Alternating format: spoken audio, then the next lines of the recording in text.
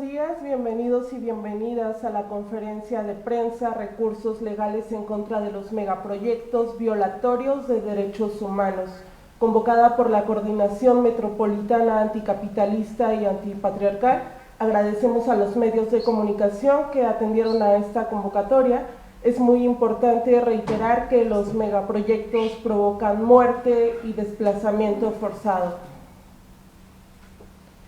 Y pues también queremos pedirle a los medios de comunicación que se adhirieron a la sala en la que estaremos haciendo esta dinámica, que durante las 3 participaciones que escucharán a continuación mantengan su cámara apagada, así como sus micrófonos, para no generar algunos ruidos extra a las participaciones. Y después de estas participaciones que tendremos, vamos a abrir una ronda de participaciones en donde podrán despejar sus dudas y también podrán interactuar con nuestros ponentes. También Armando González se encuentra de este lado. Bienvenido, Armando. Gracias, Sandra. Pues sean bienvenidas todas y todos a esta conferencia de prensa. Agradecemos a los medios de comunicación que se dieron el tiempo y el espacio para poder cubrir esta información que se nos hace relevante y sumamente importante, que es este trabajo jurídico en contra de los megaproyectos. Varios colectivos en la Ciudad de México y en varias partes de nuestro país han decidido hacer estos recursos legales para poner un freno a estos megaproyectos que sentimos atentan contra la vida, la dignidad y el territorio en México. Y esto es lo que nos ha traído el día de hoy aquí. Vamos a tener a 3 ponentes que nos van a platicar acerca de estos recursos legales. El primero de ellos es Carlos González García, integrante del Congreso Indígena de Gobierno y del Congreso Nacional Indígena. Él es de origen nahua, abogado especialista en Derecho Agrario y bueno, pues nos ha acompañado también otras veces en estas videopláticas, este trabajo de comunicación independiente y por supuesto en la lucha con el Congreso Nacional Indígena. También vamos a tener la participación de Víctor Caballero del colectivo AECUS, Promoción y Defensa de Derechos Humanos, un compañero que no solamente milita en esta colectiva de derechos humanos, sino también participa en la Coordinación Metropolitana Anticapitalista y Antipatriarcal. Y también vamos a tener la participación de Pedro Regalado Ucb, escritor de lengua maya, traductor, docente, promotor cultural, defensor del territorio maya y que también ha sido una de las voces principales en la oposición a este megaproyecto que hoy está atentando contra la selva, contra la vida y la cultura del sureste mexicano. Y bueno, esos son nuestros 3 ponentes que van a dar la introducción y la información de estos recursos legales. Claro, y recordar que son 5 megaproyectos ante los que se está interponiendo este recurso legal, que son el Tren Maya, el Corredor Interoceánico, el nuevo Aeropuerto Internacional de Santa Lucía, Refinería de Dos Bocas y por último el Proyecto Integral Morelos. Damos la palabra a Carlos González García, integrante del Consejo Indígena, integrante de la Coordinación General del Consejo Indígena de Gobierno, y pues vamos a escuchar la primera participación. Muy buenos días. ¿Sí me escuchan? Sí, te escuchamos. Muchas gracias por la invitación. Muchas gracias por esta oportunidad en la que nos vamos a expresar a partir de que un conjunto de personas y de organizaciones presentan un recurso de amparo y una queja ante la Comisión Interamericana de Derechos Humanos en contra de los megaproyectos que está impulsando el actual gobierno federal.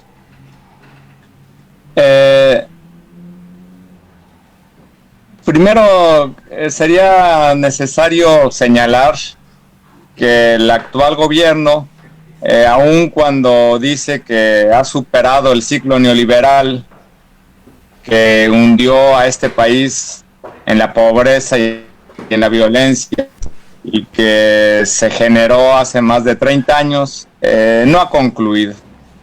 En la actual circunstancia, el gobierno federal sigue promoviendo elementos, aristas agudas de lo que es la doctrina, el modelo y las políticas neoliberales. En primer lugar, ha preservado y ha dado continuidad a las políticas macroeconómicas, monetaristas, que tienen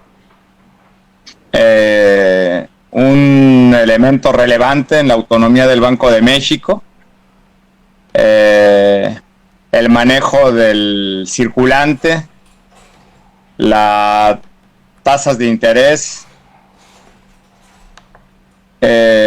Por otro lado, una austeridad presupuestal y un adelgazamiento del Estado como no se había visto en años. Y en tercer lugar, un impulso vigoroso a las políticas de libre comercio que devastaron a este país, que devastaron su aparato productivo, que acabaron con las economías comunitarias, solidarias y campesinas, y que han provocado en los últimos 30 años una migración mayor a los 15 millones de mexicanos. Estas políticas de libre comercio se siguen aplicando puntualmente y con mayor agresividad con este nuevo tratado México-Estados Unidos-Canadá, TEMEC, que da continuidad a la subordinación de nuestra economía, de la economía de México, a la de Estados Unidos y Canadá, pero que agrega nuevos elementos en favor de las grandes farmacéuticas y de las grandes empresas productoras de agroinsumos y de alimentos, a través de un régimen de patentes parecido al de Estados Unidos y a través de la incorporación al Acta UPOV 91, que permite patentar semillas y variedades vegetales en nuestro país, lo cual no se había permitido, y este nuevo tratado da un plazo de 4 años. En este marco, en este contexto,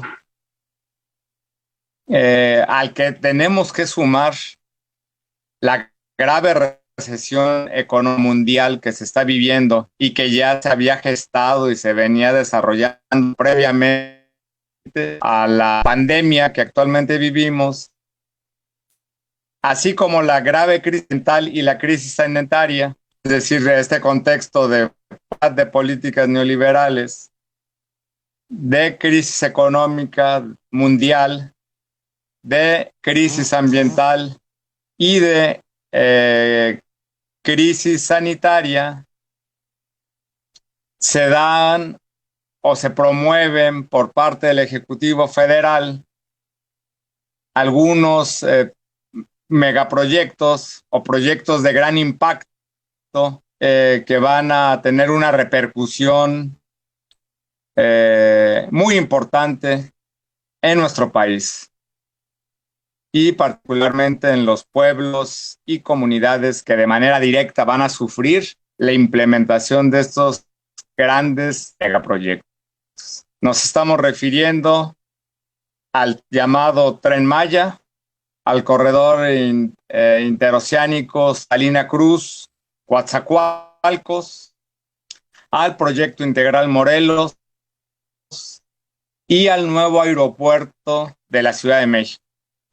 Todos estos megaproyectos en realidad forman parte de un gran proyecto que en los años 90 se llamó Proyecto Mesoamérica. Con Fox adoptó el nombre de Plan Puebla-Panamá, y ahora nos lo tratan de presentar de manera distinta.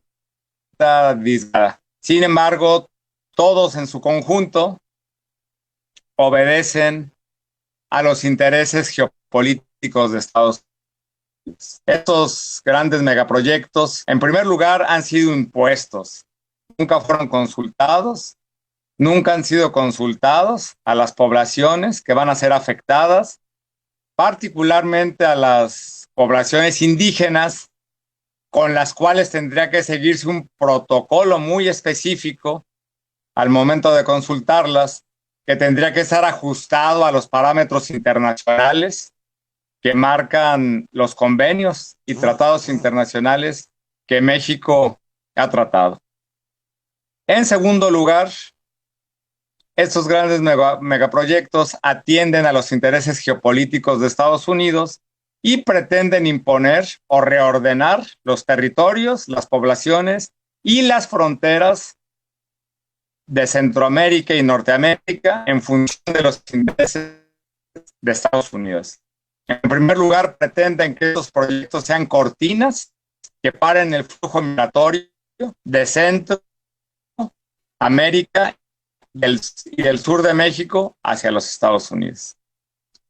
En segundo lugar, pretenden reacomodar territorios.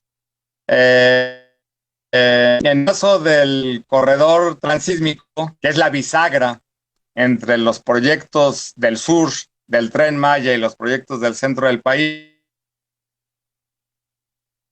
y Morelos, se van a constituir o pretenden constituirse 10 corredores urbano-industriales, en los cuales se pretendería fijar a la población de la región y de Centroamérica para que no migre hacia el norte. Del mismo modo, en el proyecto del Tren Maya, que contempla 30 estaciones ferroviarias, pretende que en 19 de ellas se constituyan nodos de desarrollo o corredores igualmente urbanos, en algunos casos industriales, en otros casos urbano de servicios, urbano turísticos, con el mismo fin. Y en su conjunto, todos estos proyectos tienen un impacto tremendo sobre las poblaciones que habitan las regiones y sobre la naturaleza. Estos grandes megaproyectos van acompañados, por supuesto, de mucha infraestructura. Y tenemos conocimiento de que básicamente la infraestructura que se va a generar en materia de energía va a ser sobre la base de los combustibles fósiles. Y ahí entonces entra el proyecto de refinería en Dos Bocas y entra la propuesta que el Senagas ha estado planteando desde hace algunas semanas con empresarios del país, en el sentido de que se van a construir en el sur-sureste más gasoductos, más termoeléctricas, y que van a ser alimentadas con el gas que se produce en Texas mediante la técnica del fracking, es decir, gas de lutita. Tanto en el caso del petróleo como en el caso de este gas, sobre todo en el caso de este gas, se genera una contaminación enorme desde que se produce hasta que se convierte en energía eléctrica en una termoeléctrica. Entonces, tenemos un conjunto de megaproyectos que nos subordinan a Estados Unidos, que responden a sus intereses. El proyecto específicamente transísmico es un proyecto largamente ambicionado desde el siglo XIX por los sucesivos gobiernos de Estados Unidos para tener el control de esa franja del país que permite una comunicación y un flujo de mercancías rápido entre el Pacífico y el Atlántico. Ahora lo van a ligar a este gran megaproyecto que es el Tren Maya, que es importante recalcar. Lo que menos importa es el tren, Se trata de un gran proyecto de reordenamiento territorial de la península, ya lo comentamos, con 19 nodos de desarrollo, con la aportación de las tierras ejidales, de las comunidades mayas, a fideicomisos que pretenden constituir, y mediante una gran devastación ambiental y, por supuesto, cultural de los pueblos mayas, y que se conectan con el Proyecto Integral Morelos y el proyecto de nuevo aeropuerto, que en su conjunto, porque no es nada más Santa Lucía, es la ampliación del actual aeropuerto, la construcción de Santa Lucía y la generación de una infraestructura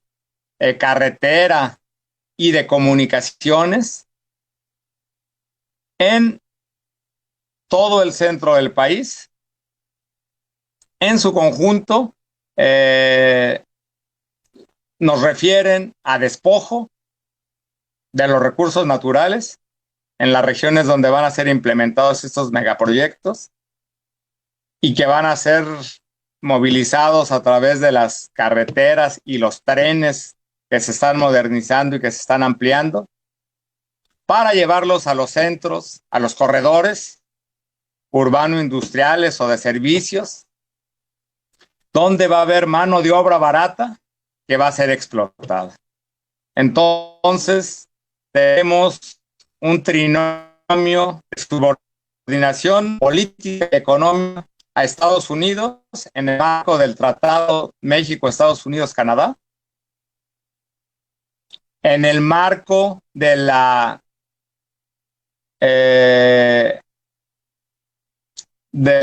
generación de una infraestructura energética a partir de la utilización de combustibles fósiles, principalmente los que vengan de Estados Unidos, despojo de tierras y de lo que se encuentra en las tierras y territorios de las comunidades indígenas y campesinas, y explotación, con finalidades muy específicas, repetimos, de reordenar territorios, fronteras, poblaciones, y con esto concluyo mi intervención, en un contexto de militarización y de militarismo. Existen decretos, existe un último decreto que expidió el presidente de la República en plena pandemia, en pleno encierro, a través del cual se establece que el ejército de seguridad hasta el año 2024, y adicional a esto les han ido entregando áreas importantes de la economía del país, de su infraestructura. Están en aduanas, están en puertos, están en la construcción de uno de los tramos del Tren Maya, están en la construcción de Santa Lucía, en la construcción de los bancos del bienestar. Y entonces vemos que en este proceso, en este esquema neoliberal, la acumulación de capital se da como ha ocurrido en otras ocasiones en México y en el mundo, como fue por ejemplo el caso de Alemania, extremo. Se da la acumulación de capital a través del militarismo. Entonces, es una situación compleja, complicada. Consideramos que estos recursos, el juicio de amparo indirecto y la queja de la Comisión Interamericana de Derechos Humanos, interpuestos por diversas organizaciones y compañeros y compañeras que no pertenecen necesariamente a pueblos indígenas, son fundamentales, porque ponen en otro contexto la lucha, la sacan de la confrontación exclusiva entre sectores indígenas y gobierno, y la trasladan a la sociedad civil, porque es un problema que nos atañe a todos y a todas. Los impactos que van a generar esos megaproyectos son a largo plazo y son para todas y todos los que habitamos este país y este planeta. Gracias. Muchas gracias, Carlos. Escuchamos a Carlos González García, integrante del Congreso Nacional Indígena, nuestro compañero también abogado que ha acompañado las luchas y resistencias de los pueblos originarios acá en México, y agradecemos sus palabras. Vamos a pedirle ahora a Víctor Caballero del colectivo AECUS que nos pueda también compartir su palabra y su opinión en torno a estos recursos legales que se han interpuesto en contra de los megaproyectos acá en México. Compañero Víctor, te damos la palabra, por favor. Muchas gracias, Armando, muchas gracias a Sandra, a todas las compañeras y compañeros de Regeneración Radio y a todas las compañeras y compañeros de la Coordinación Metropolitana Anticapitalista y Antipatriarcal con el Consejo Indígena de Gobierno. Y bueno, pues reciban un saludo de Colectivo AECUS, Promoción y Defensa de Derechos Humanos, y de la Coordinación de Familiares de Estudiantes Víctimas de la Violencia. Efectivamente, como lo comentaba nuestro compañero Carlos González, a partir de una reflexión profunda en la que concurrieron, digamos, diversas circunstancias, sobre todo la parte de la pandemia, la parte en la que no hemos, como movimiento social, podido ocupar las calles debido a esta cuarentena provocada por la propagación del COVID-19, pues decidimos llevar a cabo una serie de recursos legales en contra de estos megaproyectos por la simple y sencilla razón de que, como lo decía el compañero Carlos, pues nos afectan a todas y a todos en diferentes circunstancias. El llamado Tren Maya, ya no lo decimos nada más nosotros, hay un estudio a los modelos de impacto ambiental que presentó la Secretaría del Medio Ambiente, en donde 85 científicos nacionales y de otros países han señalado que la construcción de esa obra implica afectaciones de impacto y de dimensiones planetarias. O sea, no es nada más para México, no es nada más para el continente, sino para todo el mundo, las afectaciones que puede traer una obra de esa naturaleza. Lo cual significa que con esta apreciación, pues se echa por tierra ese discurso del gobierno federal en el sentido de que es una obra que únicamente va a representar poner trenes sobre vías ya existentes. Eso no es cierto. Hay toda una infraestructura que rodea en particular a esa obra que va a afectar hábitats, que va a afectar ecosistemas y que va a afectar también patrimonio histórico y arqueológico. El corredor transísmico es otra de las obras que impacta de manera muy, muy fuerte la propia geopolítica mexicana. Es una reedición del canal Puebla-Panamá que estará, digamos que al servicio de corporaciones en cuestiones netamente comerciales y que implica también la creación de una zona económica con beneficios fiscales supuestamente para que se instalen industrias, para que se instalen todo tipo de servicios alrededor de la obra, que también traerá consecuencias de impacto ambiental y de impacto también histórico. Es una zona que representa de muchas maneras parte, digamos que de manera muy importante, la el aspecto pluricultural, pues, de México, por todo lo que implica el estado de Oaxaca y el estado de Veracruz. La refinería de Dos Bocas, pues es, como decía también el compañero Carlos, bueno, pues es una de las obras con las cuales se pretende alimentar a las dos anteriores que ya he comentado, porque aun y cuando se había anunciado que por lo que hacía al llamado Tren Maya iba a tener un funcionamiento eléctrico, pues el gobierno recula y dice que no, que van a ser trenes que van a tener, para su funcionamiento la utilización de diésel. Y todos sabemos pues que el diésel es más contaminante que la gasolina. El proyecto Integral Morelos, bueno, pues es otra de las obras que abarca 3 estados del país, Morelos, Tlaxcala y Puebla, que está acompañado de una termoeléctrica que afecta enormemente digamos que las humedades de estas regiones, el agua básicamente, y además en la total esquizofrenia pretende incluir una obra inducida en tierra volcánica, que es un gaseoducto y con todos los riesgos que esto implica. Debería de llevar a la reflexión al gobierno federal situaciones tan graves que han ocurrido con obras de esta naturaleza, sobre todo en Medio Oriente, y pues recientemente lo vimos, aunque fue en una circunstancia muy diferente. Lo que pasó en Líbano, bueno, pues es más o menos equiparable pues a lo que pudiera suceder ante alguna situación de riesgo que pudiera tener un gaseoducto instalado en una zona volcánica. El otro megaproyecto, bueno, pues el nuevo aeropuerto de Santa Lucía y todas las implicaciones que tiene, pues también están relacionadas a la pérdida de enormes superficies de terreno que hoy son rústicas y que pues van a ir urbanizándose a partir de la construcción de esta obra.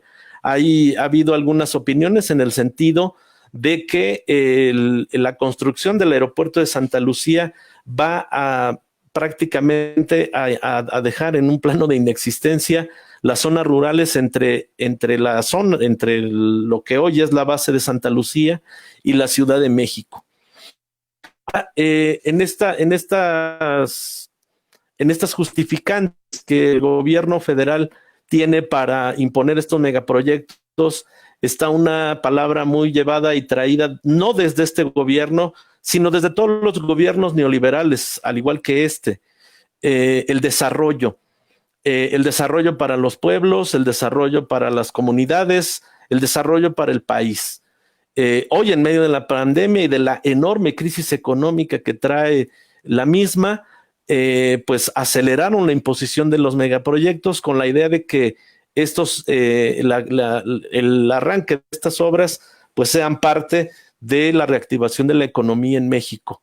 Es muy difícil, sobre todo si consideramos que en obras de esta naturaleza, pues en una enorme proporción todos los empleos que pudieran llegar a generarse son eventuales, no son permanentes, por un lado, y por otro lado, cuando ya estén finalizadas, pues van a generar empleos en el área de servicios, pues que ya sabemos cómo están las condiciones en el país, empleos muy precarizados, con salarios pues mínimos. Entonces, pues eso tampoco aporta mucho al desarrollo del país, que es lo que comenta el gobierno neoliberal que hoy padecemos. Debido a esta situación y pues a toda esta reflexión que tuvimos desde la Coordinación Metropolitana Anticapitalista y Antipatriarcal, con el Consejo Indígena de Gobierno, fue la razón por la que decidimos elaborar 2 recursos legales en contra de estos megaproyectos. Son 2 recursos que se presentaron el pasado viernes, en donde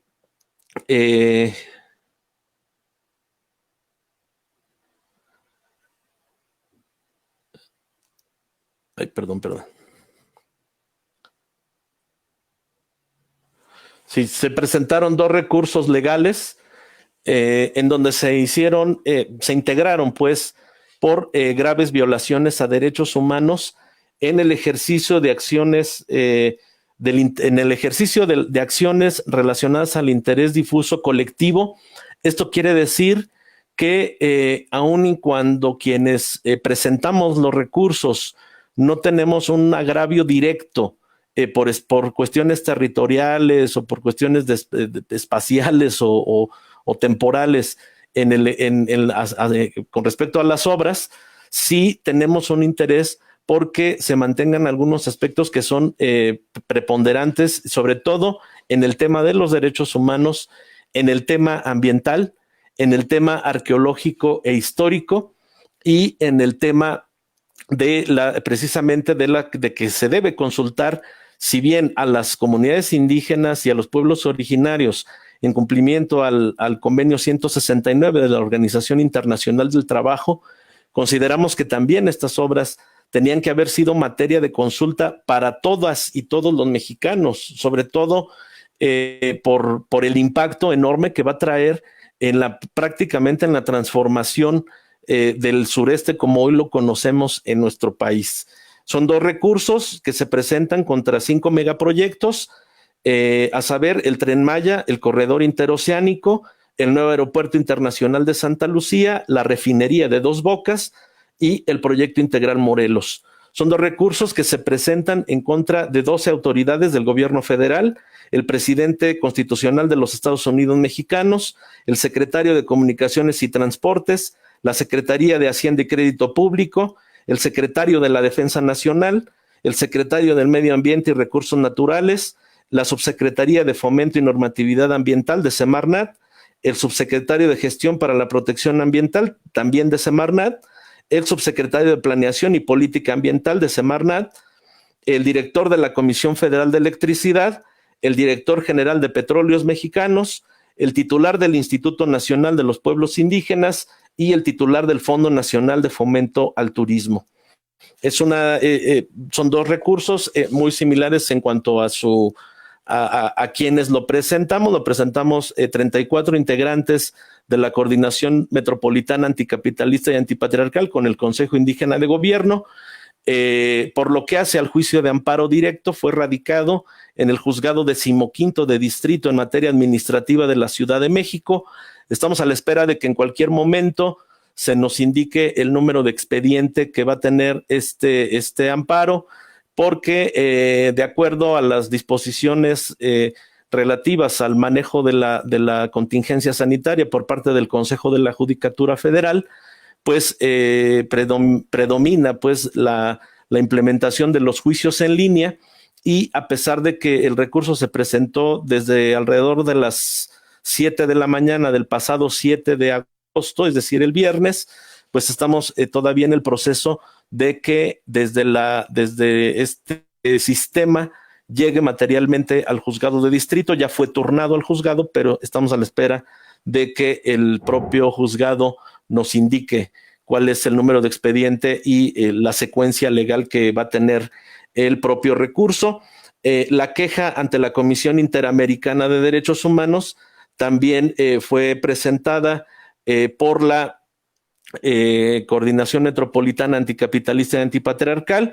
Esta fue recibida ya por la Comisión Interamericana de Derechos Humanos. Se le asignó ya un número de expediente que es el P-1690-20 y está en un proceso, fue turnado a la Secretaría Ejecutiva del propio organismo en cumplimiento al artículo 29.2 del reglamento interno de la comisión. Esta área es la que va a llevar a cabo una revisión inicial del recurso. Durante un periodo más o menos de 15 días, nos va a estar notificando si hacen falta algunos requerimientos de tipo formal o de fondo para la secuencia de esta queja. Sabemos que por lo que hace a la Comisión Interamericana de Derechos Humanos, de repente los procesos son más largos en tiempo por el número de demandas, de peticiones y demás que le son requeridas debido a toda la situación que ocurre en todo el continente. Pero bueno, pues tienen más o menos unos términos más amplios para ir resolviendo, pero pues estaremos atentas y atentos a lo que se vaya desarrollando a este efecto, y bueno, pues estaremos informando sobre la secuencia legal. De manera preliminar, en ambos recursos se está solicitando medidas cautelares, por lo que hace a la demanda de amparo, una suspensión provisional de los actos reclamados. ¿Cuáles son los actos? Bueno, pues precisamente todo el procedimiento de ejecución de cada una de las obras en cada uno de los tramos, por lo que hace a la parte de los ferrocarriles, a todos los procesos de licitación, en materia también de entrega de sitios de obra y en materia de inicio de trabajos, integración de bitácoras, residencias de obra. O sea, toda la parte administrativa de una obra pública se impugnó en estos recursos. Y por lo que hace a la queja en la Comisión Interamericana de Derechos Humanos, también se solicitaron medidas cautelares con efectos de suspensión de las obras que en su caso se estarían requiriendo ahí al Estado mexicano. Entonces, pues es por lo pronto lo que podemos informar a este respecto. Nuevamente agradecerles a las personas de los medios de comunicación también que nos acompañan en esta rueda de prensa. Muchas gracias. Muchas gracias, Víctor Caballero, por esta explicación respecto a los dos recursos que se han interpuesto. También recordar a los medios de comunicación que con gusto les haremos llegar esta información y algunos documentos para quienes se registraron previamente. A continuación vamos a escuchar a Pedro Regalado Uc, defensor del territorio maya. Buenos días, compañero.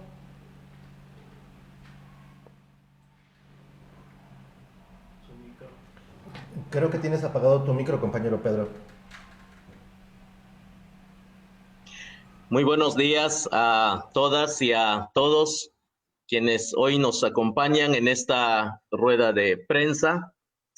Y bueno, yo quiero compartir con ustedes una breve reflexión sobre la vía jurídica en la lucha por el territorio maya aquí en la península de Yucatán.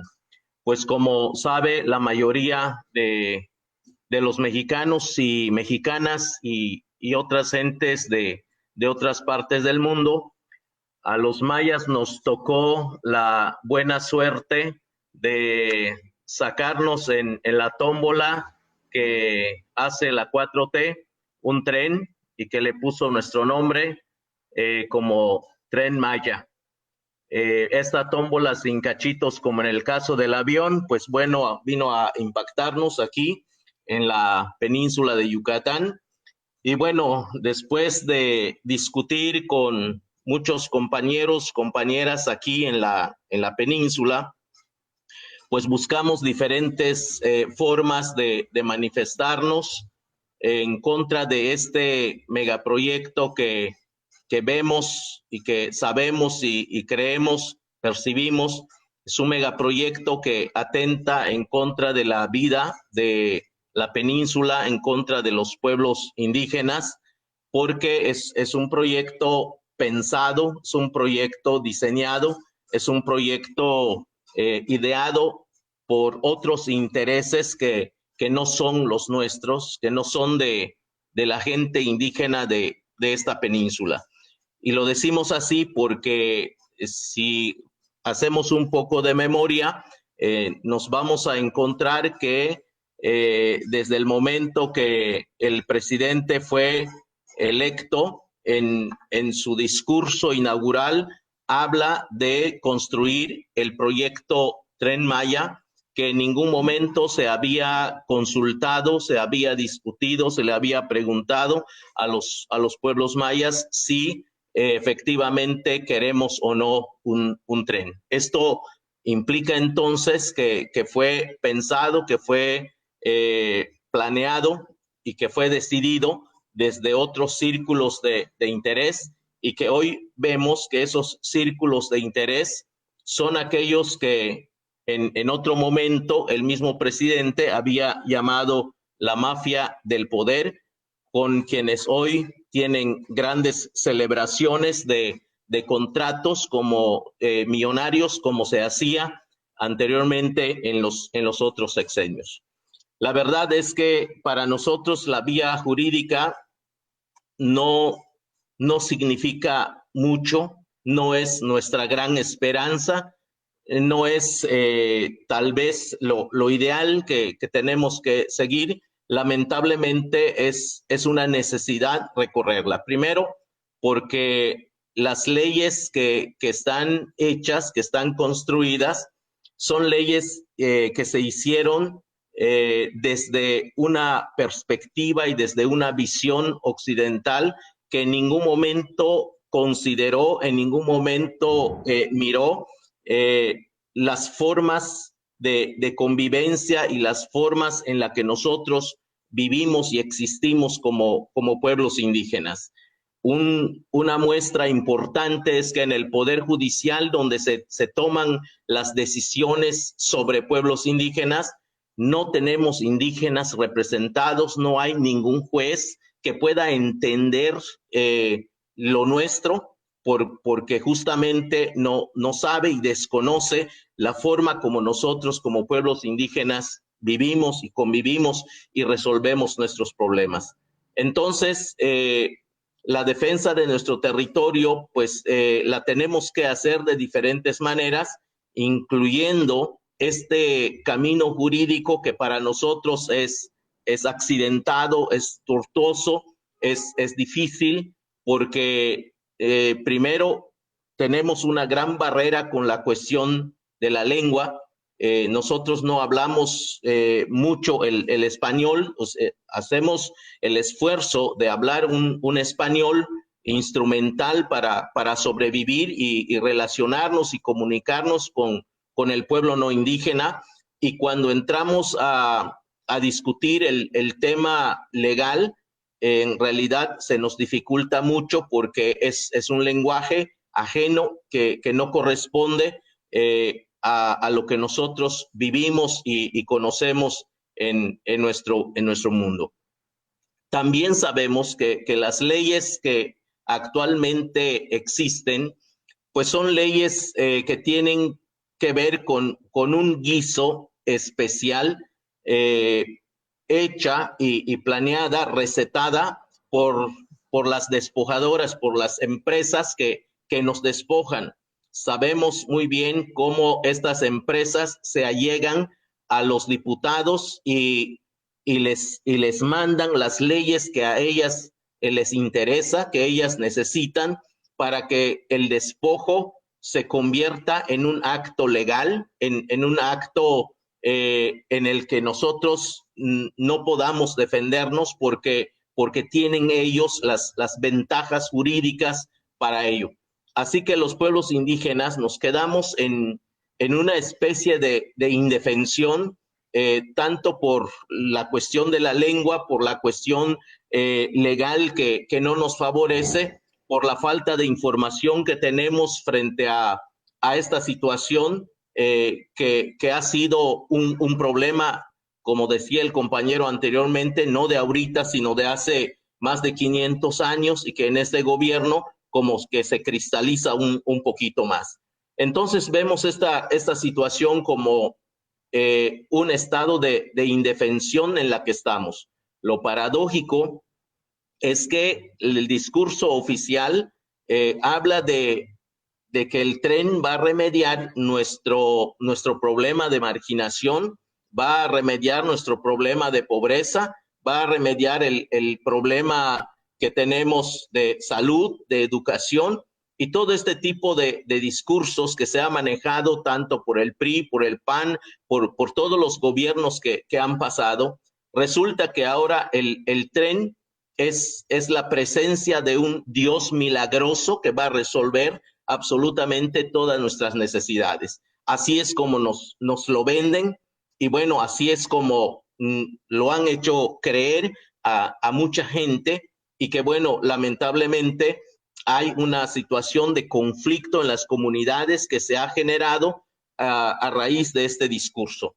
Los pueblos indígenas han sido divididos una vez más, tanto por los partidos políticos y ahora por este megaproyecto, y hay conflictos serios, hay amenazas, hay una circunstancia de dolor y de enfrentamiento entre hermanos, entre familias, que se ha venido dando porque unos pierden su casa, pierden su territorio, pierden la posibilidad de defender lo que quieren dejarle y heredarle a sus hijos, y bueno, otros que están siendo manipulados y que están siendo presionados por este gobierno para aceptar este megaproyecto, pues se convierten en las primeras amenazas para la convivencia y la paz en la que relativamente vivíamos aquí en la península de Yucatán. Sabemos que la regulación occidental o burguesa que que tenemos a día de hoy en este país tiene una estrategia importante para que pueda conseguir y lograr su objetivo de despojo. Esta estrategia le llamamos caos.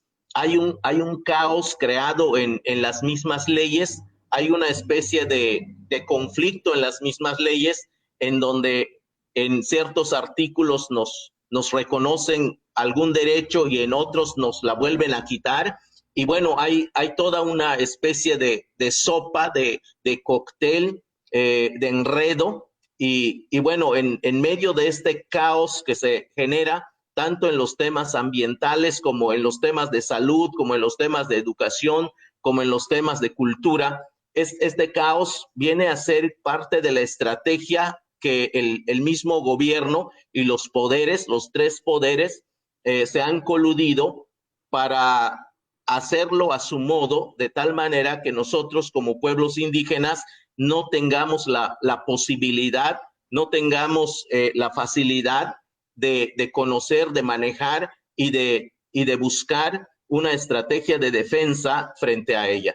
Entonces las leyes no son una gran esperanza para nosotros, sin embargo las tenemos que transitar por aquello de que muchas veces nos dicen, pero ¿por qué no has puesto una queja? ¿Por qué no has recurrido a los tribunales? Pues lo estamos haciendo, estamos recurriendo a los tribunales el día de hoy, tanto nacionales como internacionales, para que quede constancia de que nosotros queremos hacer una lucha justamente como gente de civilidad, como gente que quiere la paz, como gente que quiere hacer bien las cosas. Por eso lo estamos haciendo.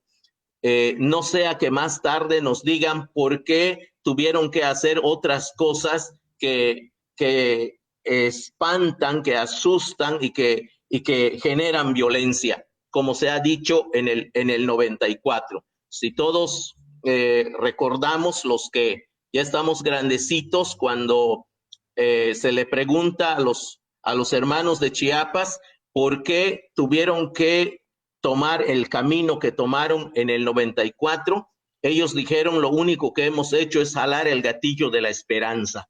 Creo que eso es lo único que quedaba por hacer, porque habían marchado muchos kilómetros, habían recurrido a los tribunales, se habían sentado con las autoridades y todos los caminos pacíficos se habían cerrado y no les quedaba de otra que el gatillo de la esperanza. Entonces, nosotros estamos tratando de hacer este camino en la vía jurídica para que quede constancia de lo que nosotros hacemos como buena voluntad, como organización civil que lucha por la defensa de su territorio, y que esto nos permita mirar la posibilidad de que a través de esta vía se nos pueda hacer justicia. Y bueno, eso es un poco la apuesta que tenemos. La otra situación que vemos y que también nos perjudica es la negativa de los tribunales. Los tribunales se han puesto en un plano, me parece, de negligencia, porque no han querido aceptar muchas veces los recursos que nosotros hemos interpuesto. Los dicen que en el contexto de la pandemia el tema del tren no es prioritario. Curiosamente, el Ejecutivo resulta que le puede cortar presupuesto a cualquier otro tema, menos al tema del tren, en donde ha puesto mayor fuerza, en donde en medio de la pandemia ha salido a dar banderazos y que ha cobrado estos banderazos la vida de presidentes municipales aquí en la península de Yucatán. Lamentablemente, las puertas se nos están cerrando porque hay, al parecer, una confabulación entre las autoridades para que a los pueblos mayas no nos hagan justicia, para que a los pueblos mayas que queremos la vida, que queremos nuestro territorio, no se nos haga justicia. Lo maya que promueven es un tren, lo maya que promueven es un folclore, lo maya que promueven son aquellos que se visten de indios para trabajar como indios, lamentablemente, porque eso es la política que se ha venido desarrollando en sexenios anteriores y que hasta el día de hoy sigue siendo la más promovida desde los museos y desde el dolor que esto genera en nuestros pueblos. La violación de los poderes a sus mismas regulaciones, a sus mismas leyes, es una verdadera vergüenza. A pesar de que ellos han hecho las leyes para su propio beneficio, aún así no les alcanza para violar nuestros derechos, no les alcanza así para el despojo, con toda la forma que tienen de ventaja, de alevosía, de premeditación que tienen. A pesar de todo esto, nosotros hemos sabido encontrar los resquicios y los recovecos de estas leyes para defendernos. Entonces tienen todavía que violar nuestras formas y tienen todavía que cerrarnos nuestras puertas y tienen que pasar sobre sus propias leyes para que ellos puedan concretar su despojo. Esto es una vergüenza para los gobiernos en todos los niveles. Lamentablemente, lo que el gobierno ha hecho a día de hoy es que ha pensado y ha decidido la muerte de los pueblos indígenas, que es un diseño de su desarrollo. El desarrollo que ellos están proponiendo es un diseño de nuestra muerte. Nosotros nos vamos a defender, nos estamos defendiendo y lo vamos a hacer hasta el último momento que nos permita nuestra vida. Esto es lo que quiero compartir con ustedes y ojalá que, como dijo Carlos González, esto es un problema del país, no es un problema solamente de los pueblos indígenas. Estamos invitando a todos los mexicanos y mexicanas a sumarse a la defensa del medio ambiente, del agua, de la tierra, porque esto es un problema de todos. Un tren no va a resolver nuestro problema. Nosotros queremos convivir sanamente, queremos nuestra tierra, queremos nuestros bosques, queremos nuestros animales y queremos tomar decisiones sobre nuestro propio desarrollo. Que no nos sigan tratando como estúpidos aquí, desde como lo habían hecho desde hace 500 años. Esto es un poco lo que quiero reflexionar con ustedes. Muchas gracias. Gracias, compañero Pedro Uc, quien nos acaba de compartir su palabra también en esta conferencia de prensa que tiene el objetivo de dar a conocer estos recursos legales que se han interpuesto en contra de los megaproyectos violatorios a los derechos humanos en México, y que bueno, pues para esto nos han acompañado estos tres ponentes: nuestro compañero Pedro Uc, que acabamos de escuchar, Víctor Caballero, quien le precedió, y Carlos González García, quien inició esta ronda de participaciones. Y bueno, también tenemos en la sala de chat a varios periodistas, compañeros de medios de comunicación, que también se han dado cita para recuperar este mensaje que se está enviando hoy a partir de esta conferencia, y los queremos invitar a que nos puedan señalar a través del chat levantando la mano ahí con este dispositivo que tiene Jitsi, para que podamos ir apuntando sus participaciones y puedan hacer las preguntas, comentarios que consideren necesarios para esta conferencia de prensa. Entonces vamos ahora a esta ronda a abrir la participación a los periodistas que están en esta sala de chat.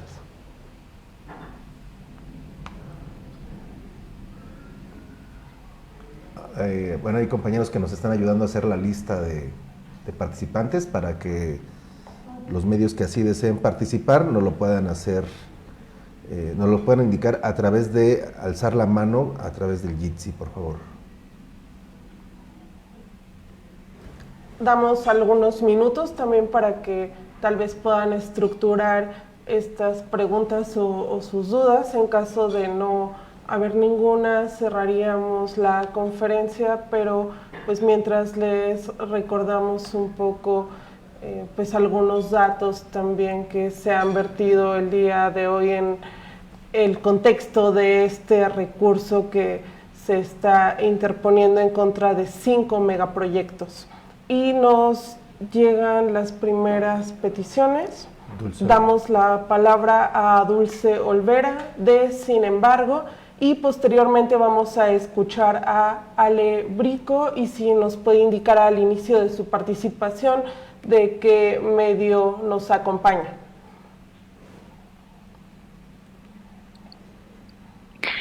Buenas tardes, gracias, Dulce Olvera del diario Sin embargo. Solo para que nos quede muy claro, entiendo que son dos recursos legales. El primero es un recurso de amparo directo. Quisiera que por favor nos repitieran ante qué juzgado fue presentado y aclarar si la queja ante la CIDH y este recurso de amparo fue por violación a la consulta y a un ambiente sano.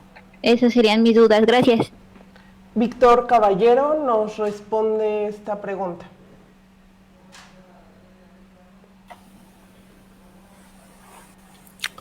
Sí, muchas gracias. Ya lo comentábamos, la demanda de amparo indirecto, ese es el término técnico que corresponde, fue turnada al juzgado 15º de distrito en materia administrativa en la Ciudad de México.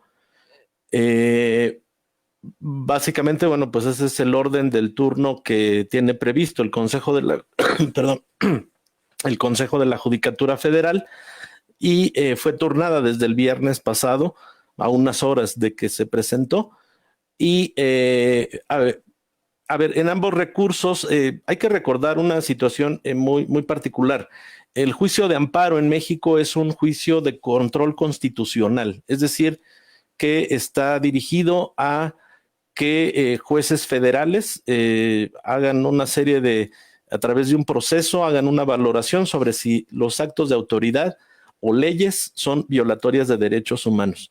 En este sentido, efectivamente, se están haciendo valer diversos agravios, entre ellos por violaciones a este derecho que tenemos todas y todos a ser consultados para la realización de algún acto de autoridad en particular que obviamente impacte en diversos aspectos de la vida nacional. Otra de las violaciones precisamente es también la que se dio a partir de las consultas simuladas que llevaron a cabo en diversos puntos del país para llevar a cabo estos megaproyectos. El otro aspecto es el tema ambiental, que efectivamente también corresponde a violaciones a derechos humanos por afectaciones de tipo ambiental y ecológico. El otro aspecto que se está impugnando es la parte administrativa de todos los megaproyectos, porque creemos que en estos mismos también se violaron normas del procedimiento, sobre todo en aspectos relacionados a uso de suelo, a procesos de construcción, a normas de construcción, a todas estas situaciones que obviamente al ir ejecutando las obras, pues impactan en otros aspectos públicos. La otra violación es precisamente la afectación que se da en materia arqueológica, histórica y del patrimonio cultural del país, en los puntos, en los sitios donde se están llevando a cabo estas obras. Y finalmente es pues también la violación a la vida. Aquí tenemos un problema porque en una reforma constitucional que se verificó en tiempos de Fox, al artículo que protegía la vida en este país, que era el 14 constitucional, le quitaron precisamente el concepto vida a ese artículo, sobre todo creemos, pues, para justificar ad tempus lo que está ocurriendo ahora en materia de seguridad pública, donde pues existen enfrentamientos entre fuerzas federales e integrantes del crimen organizado, y bueno, pues hay ejecuciones de ambos lados, y bueno, pues para precisamente eludir ahí el tema de la protección de la vida a la cual estaban obligadas antes las autoridades, bueno, pues ahora ya no existe, pero que tiene una repercusión hacia otros tópicos como es el tema de los megaproyectos. Muchas gracias, Víctor Caballero. Ahora damos la palabra a Ale Brico y si nos puede indicar de qué medio nos acompaña, por favor. Sí, buenas tardes. Los acompaño del medio lamericalatina.net. ¿Me pueden escuchar? Se escucha bien. Perfecto. Es un medio de comunicación italiano. Nos ocupamos de llevar informaciones desde América Latina hacia Italia y a Europa. Mi pregunta iba hacia Pedro Uc y trata de preguntar si ha habido algún acercamiento, sobre todo en el estado de Yucatán, por parte de representantes del gobierno o de empresas privadas sobre los proyectos de fibra. O sea, si alguien ya ha ido con los comisarios ejidales o con las comunidades en general para preguntar, para ver, y sobre todo ahorita con el contexto de pandemia. Tiene ¿Y la cómo palabra... se está desarrollando ese proceso? Okay, tiene la palabra Pedro. Bueno, muchas gracias. En realidad, con nosotros como organización que nos denominamos Asamblea de Defensores del Territorio Maya Muchimbal, no ha habido ningún acercamiento de parte del Estado ni de los promotores del tren. Tenemos, pues, desde el principio un camino recorrido en esta lucha, en esta denuncia, en la manifestación de nuestra inconformidad, pero no ha habido ningún tipo de acercamiento con nosotros para discutir estas temáticas. Y disculpe, con las comunidades, con las asambleas ejidales, con los comisarios, con... La verdad es que desconocemos cómo el Fonatur esté operando, por lo menos en los pueblos donde nosotros tenemos presencia como organización, no ha habido este tipo de acercamiento. Ok, muchísimas gracias. Mucho gusto.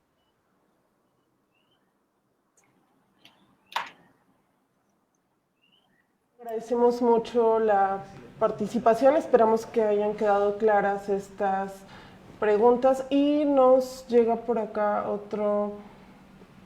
me parece que otra participación, en breve me van a indicar quién es y también recordarles que pues si desean hacer una pregunta, solamente en un costado, en la parte inferior derecha de esta plataforma, están 3 puntos y ahí les da la opción de levantar la mano para quien quiera preguntar algo. Tiene la palabra Karen Clemente de Cuadrantín. Hola, ¿me escuchan? Hola, buenos días. Principalmente para saber si tienen conocimiento de cómo ha avanzado o si ya les informaron sobre las nuevas consultas que se pretenden realizar a mediados de septiembre y también saber si estos 2 recursos se suman a algunos otros que ya hayan presentado, cuántos recursos legales o quejas ante la Comisión Interamericana de Derechos Humanos se han presentado contra estos megaproyectos por su parte.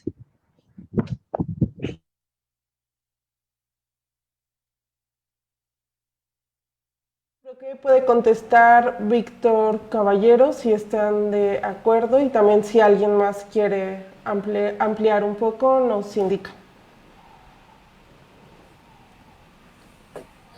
Sí, bueno, de parte de la coordinación metropolitana, bueno, pues son los 2 únicos recursos que se han promovido.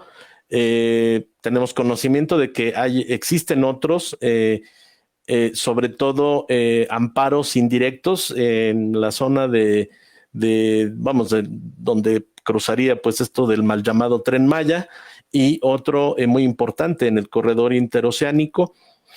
También hay una queja en la Comisión Interamericana de Derechos Humanos y Recursos de Amparo por lo que hace al nuevo aeropuerto de Santa Lucía, que han interpuesto el Centro de Derechos Humanos Seferino Ladrillero. Evidentemente por lo que hace al Proyecto Integral Morelos, las asambleas, el Frente de pueblos en defensa de la tierra de Puebla, Tlaxcala y Morelos también han interpuesto sendos recursos, incluso ya hay suspensión en varios de estos. Y bueno, pues por lo que hace a la refinería de Dos Bocas, la información es más, vamos, es menos visible, pero tenemos entendido que sí ha habido algunas impugnaciones precisamente de ejidos que colindan, digamos, con lo que sería esta obra. Y bueno, por lo que estamos haciendo, pues también la idea es de que a partir de estos recursos que se interponen desde la sociedad civil, pues quien quiera sumarse o quien quiera promover los propios, bueno, pues el llamado también es ese. Ojalá y pudiéramos llegar a un proceso de inundar juzgados de distrito con todo esto, pues para que haya un verdadero contrapeso a la imposición del gobierno federal, porque pues sabemos que la política en general del titular del Ejecutivo pues es de imposición muy vertical y de no mover, pues, no moverse pues de esas decisiones arbitrarias que están tomando en cuanto a la imposición de estos megaproyectos.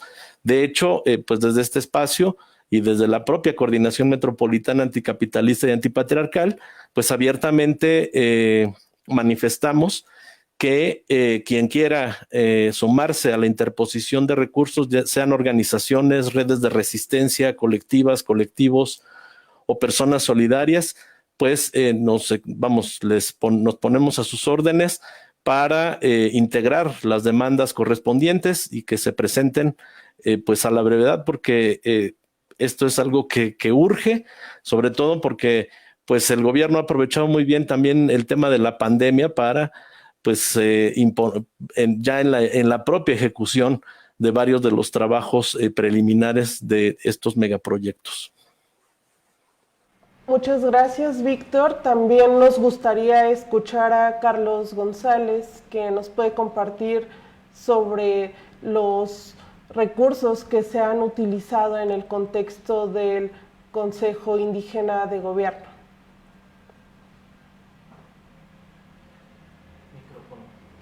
Sí, ¿podrías prender tu micrófono, compañero, por favor? Sí.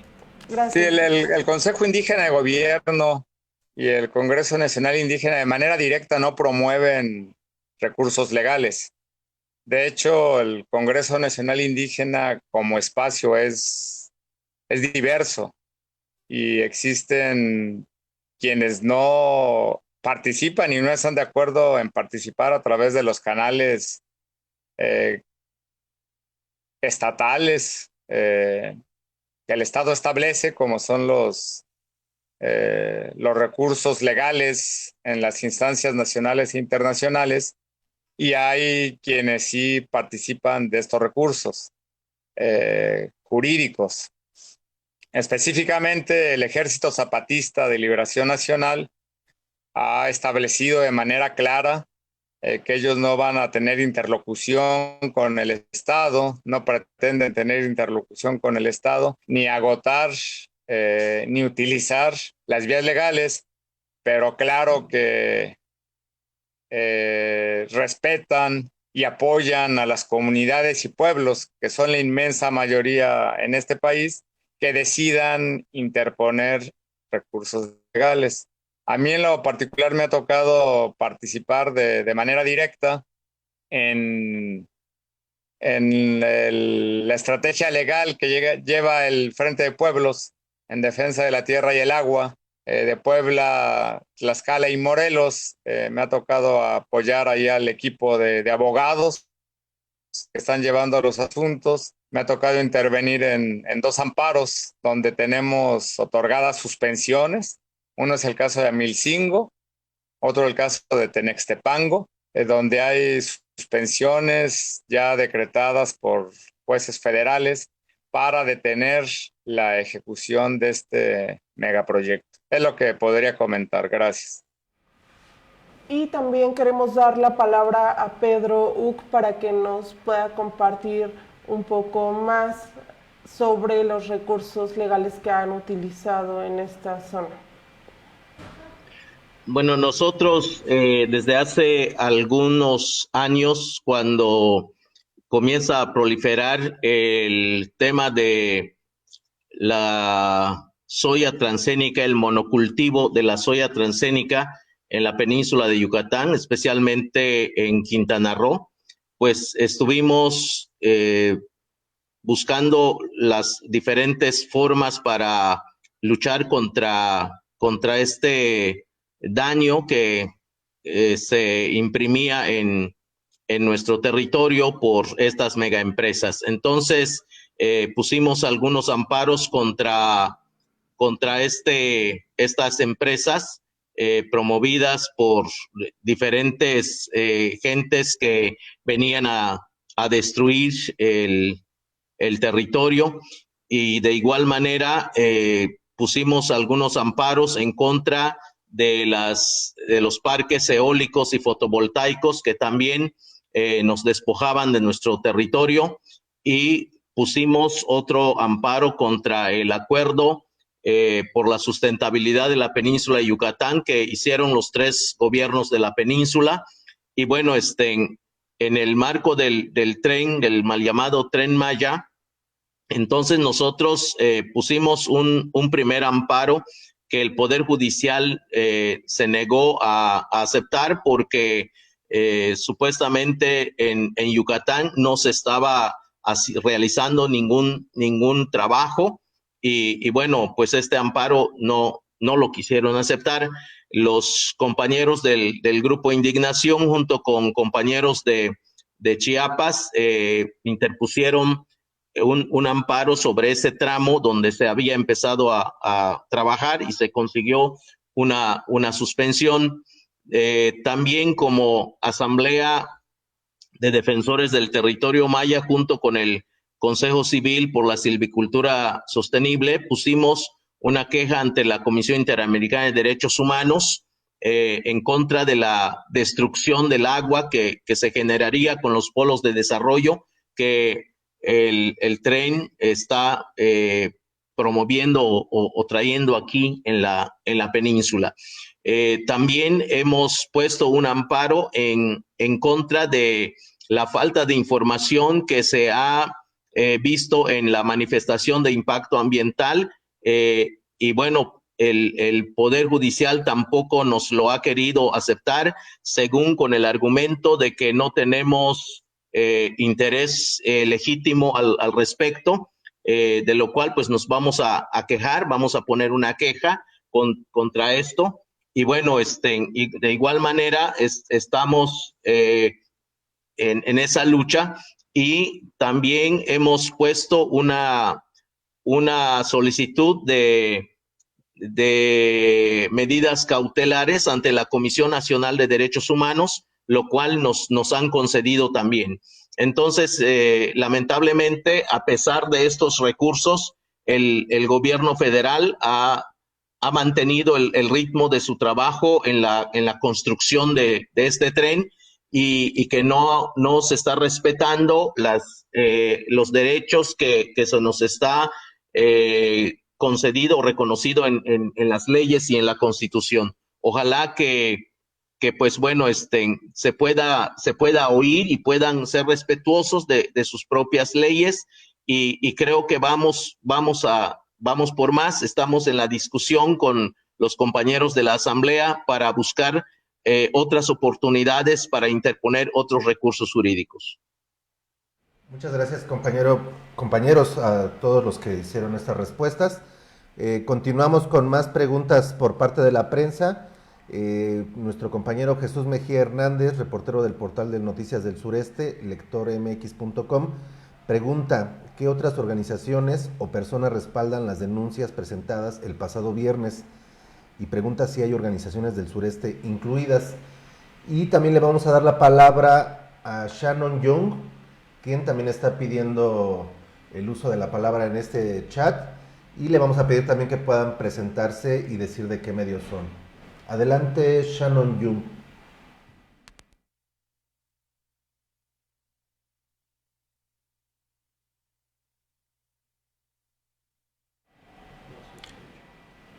parece que nos escucha, tal vez no tenga su micrófono activado. Mientras tanto, vamos a responder la pregunta de Jesús Mejía Hernández respecto a las organizaciones que respaldan estas denuncias, para quien quiera responder.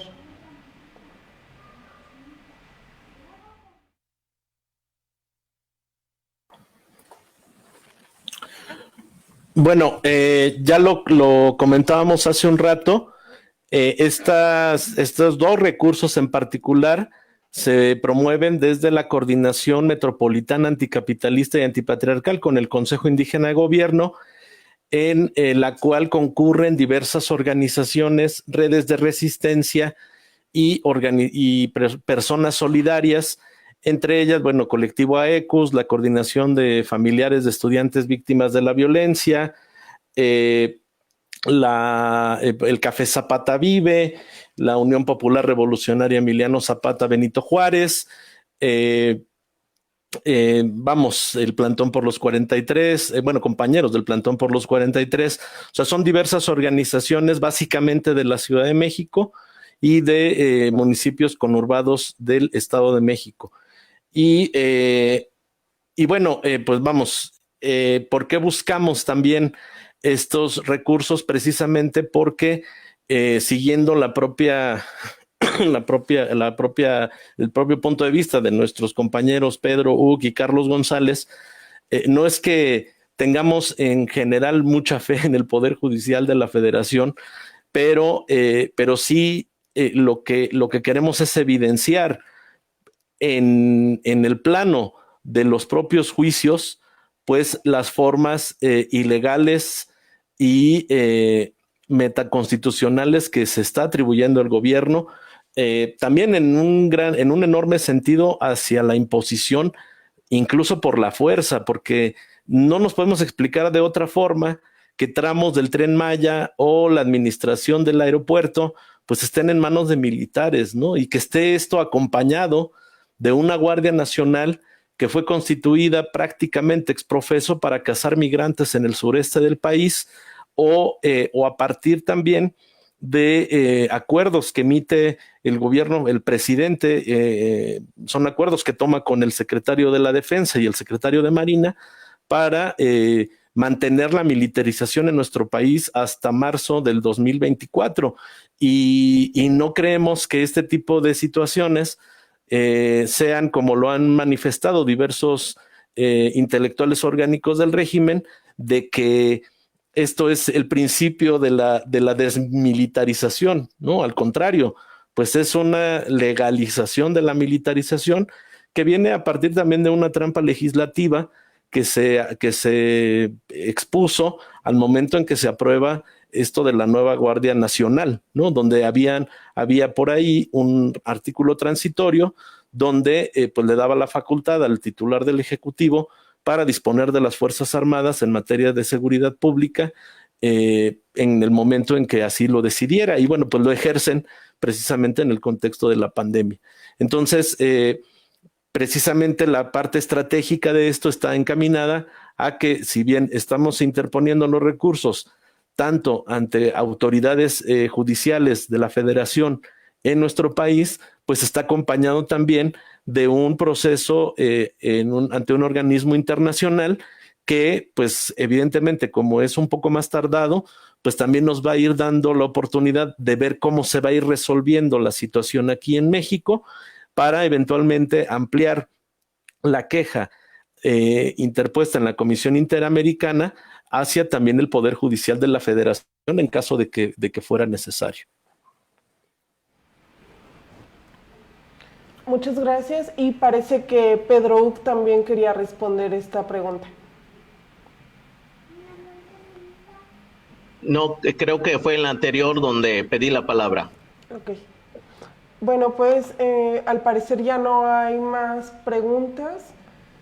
Si no hubiera ninguna más en las participaciones, iríamos cerrando esta conferencia. Ok, al parecer Shannon nos va a emitir su participación. Sí, Shannon Young de la revista NACLA de Nueva York. Es una pregunta para Carlos González o Pedro Uc. Han mencionado que las consultas que realizaron para los megaproyectos eran simulacros. ¿Puede explicar en más detalle el por qué no cumplían con las normas? Y otra pregunta sería, ¿quiénes son los intereses beneficiados en el sentido de cuáles son los nombres de las compañías que han recibido los contratos de construcción? Sí, si me permites, Pedro, voy a hacer un comentario y te dejaría ya la palabra para que expliques la parte del Tren Maya.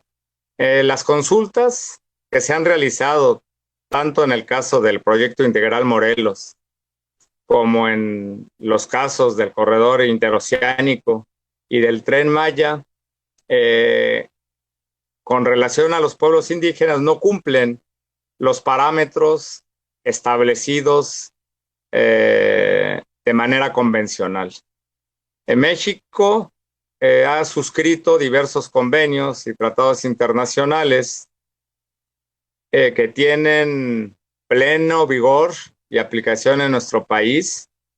De acuerdo al artículo 1 constitucional, los derechos humanos que están reconocidos en esos convenios y tratados tienen pleno reconocimiento constitucional, y específicamente el convenio número 169 de la Organización Internacional del Trabajo establece ciertos requisitos o parámetros o criterios con los que los estados firmantes de este convenio deben cumplir al momento de consultar a un pueblo o comunidad indígena con relación a algún proyecto o política que pueda afectarles.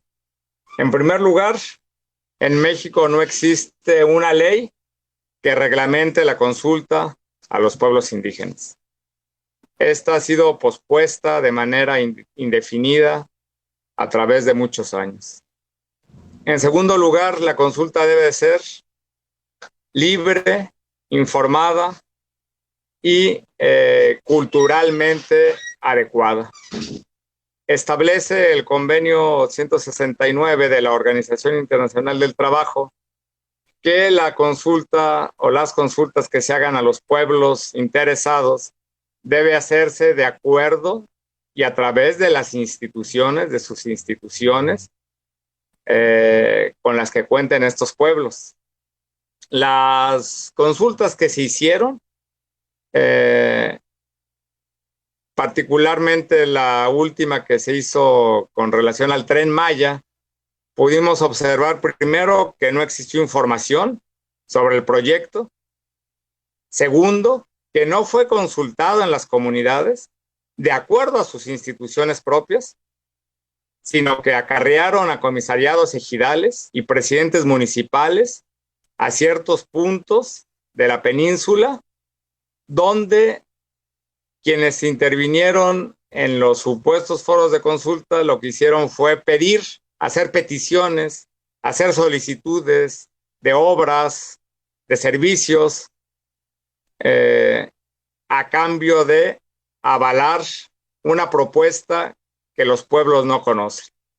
En el caso de Morelos fue todavía más risible la consulta, porque fue en forma de encuesta y se hizo a la población en general, o a las poblaciones en general de la región, no a la población o a las comunidades directamente afectadas.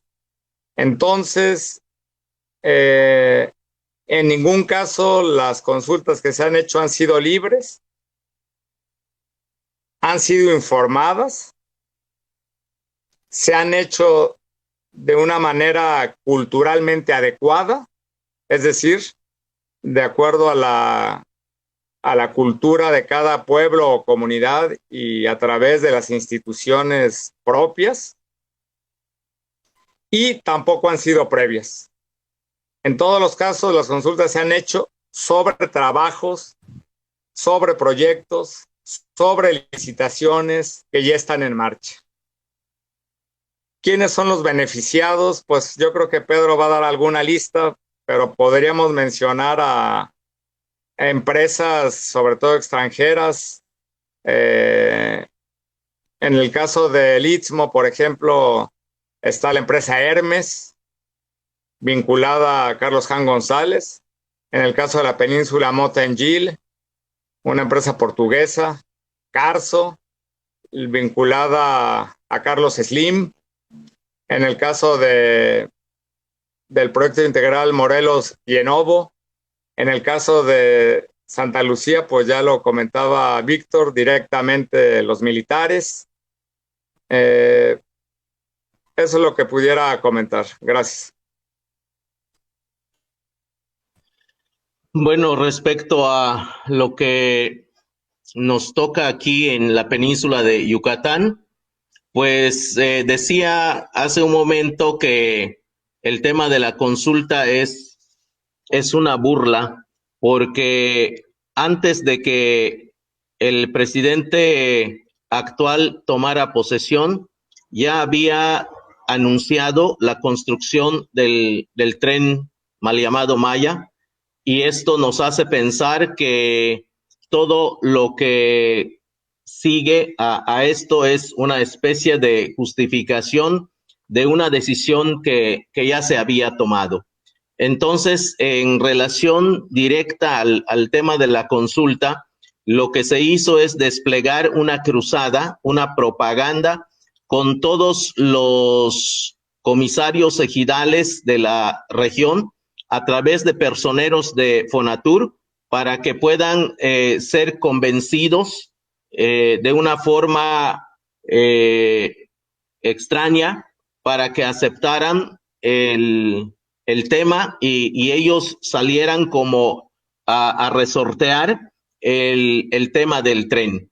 Entonces, la gente que está enfrente de esta situación, pues hizo una lista de beneficios que traería el tren, y como una propaganda tal cual que puede inclusive prometer la eterna juventud, así se les presentó a cada uno de los comisarios ejidales que fueron presionados o que fueron corrompidos por la gente de Fonatur para que pudieran aceptar el asunto del tren. Entonces, una muestra importante es que en las boletas de la consulta, si se puede ver, nosotros tenemos publicado una de estas boletas en nuestro portal, donde se muestra una lista larga de beneficios que tendría el tren, pero curiosamente no se habla de ninguno de los impactos. Entonces, me parece que esto no es correcto, y bueno, viola absolutamente todos los puntos que Carlos ha mencionado en el sentido de esto que ya sabemos que debe ser previa, libre, informada, culturalmente adecuada y de buena fe. Entonces, ninguna de estas ha sido realmente reconocida. Además, la presencia de la mujer en los ejidos es sumamente escasa.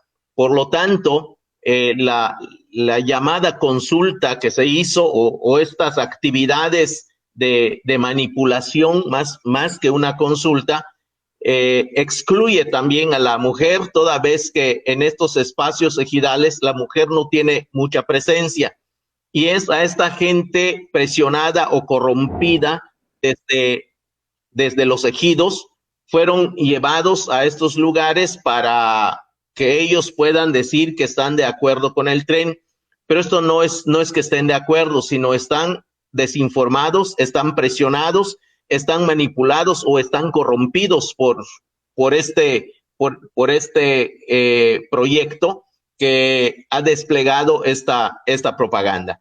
Entonces, de acuerdo a la información que tenemos en torno a las empresas que van a construir, en el tramo 1 aparece Mota-Engil, México, y además es una empresa con relación al capital chino de construcciones, Y bueno, eso es realmente en el tramo 1, donde se puede conocer que esta empresa está acusada de actos fraudulentos en Filipinas.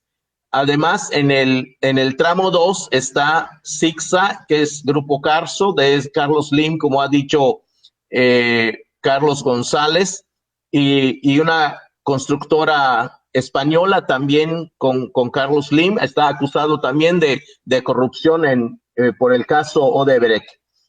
En el tramo 3 están las construcciones que se llaman Urales S.A.D.C.B., filial de Grupo ASBI, GAMI, Ingeniería e Instalaciones S.A.D.C.B., que construyeron el segundo piso del periférico, corredor interoceánico y el Naim. En el tramo 4 está la empresa ICA de Bernardo Quintana Isaac, petróleo, gas, infraestructura, Campeche, Yucatán, Quintana Roo, también con el proyecto del aeropuerto. En el tramo 5 aparece BlackRock, energía bursátil y fondos de pensión, construcciones que se ha sido señalado que ha hecho construcciones de opacidad en relación a los pagos. Y bueno, en el último tramo aparece la Sedena, que bueno, nos preocupa muchísimo más porque no sabemos si la estrategia de poner a la Sedena en esta última parte, en donde no hay carreteras ni vías de tren, es para que nos pueda golpear en caso de salir a protestar. Me parece que la militarización de esta última parte es sumamente grave. Nos parece que es un mensaje que nos mandan desde el Ejecutivo para inhibir cualquier crítica, cualquier acción de protesta. Y eso, pues es una situación que nos preocupa mucho respecto a estas decisiones que han sido tomadas.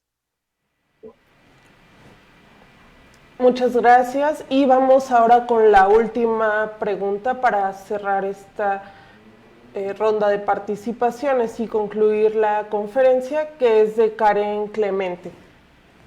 Es de Cuadratín, Yucatán, y pregunta a Carlos y Pedro acerca de las nuevas 167 consultas que se informaron el pasado 2 de agosto por parte de Semarnat en torno al Tren Maya. Preguntan si también esas consultas estarían violando los tratados.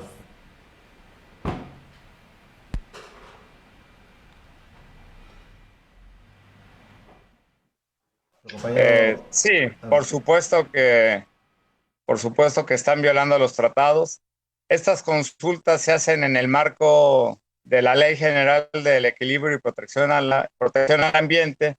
Las obliga la ley con relación a las manifestaciones de impacto ambiental que presentan las empresas, los particulares o las entidades del Estado que van a ejecutar obras y que van a impactar en el ambiente. Sin embargo, estas consultas de ninguna manera entran de nueva cuenta en los parámetros que establecen los convenios y tratados internacionales. Gracias. Efectivamente, es de nuevo una violación. A nosotros nos parece que esto aclara por mucho la contradicción que hay en el proyecto y la manera como lo están implementando. Y una situación que se pudo ver en la reunión que se hizo en Champotón para todo lo que implica los primeros tramos de la construcción del tren. Se hizo solamente una reunión pública en donde asistieron más o menos 60 personas y bueno, esto muestra la situación precaria en la que se mueve el tema de la construcción del tren y la imposición que el gobierno está haciendo al respecto. Entonces, estas consultas me parece que también están guisadas a modo y que terminan de ahondar la burla para los pueblos indígenas. Pues agradecemos mucho a quienes estuvieron presentes en esta conferencia de prensa. Recordar también que esto fue recursos legales en contra de los megaproyectos violatorios de derechos humanos, convocada por la Coordinación Metropolitana Anticapitalista y Antipatriarcal. Agradecer a quienes atendieron a este llamado y que es muy importante reiterar que los megaproyectos están provocando muerte, desplazamiento forzado, daños al medio ambiente y a la calidad de vida para los pueblos. Con esto cerraríamos. También agradecemos a quienes estuvieron al tanto en la transmisión en Facebook Live. Nos llega también un comentario muy interesante que quisiéramos atender antes de cerrar y nos mencionan que en Xochimilco los pueblos también están haciendo uso de recursos legales por los mismos motivos que explica Víctor y que van a través de estos dos métodos y de estos frentes en contra de los megaproyectos. Se invitan a sumarse a la campaña Yo Protejo el Humedal. Esto sería todo. Sí, y también recordar que esta actividad es parte de una jornada global que se impulsó del 2 al 9 de agosto. Hoy ya estamos un día pasados, pero estos recursos legales se metieron en la semana de esta jornada de movilizaciones.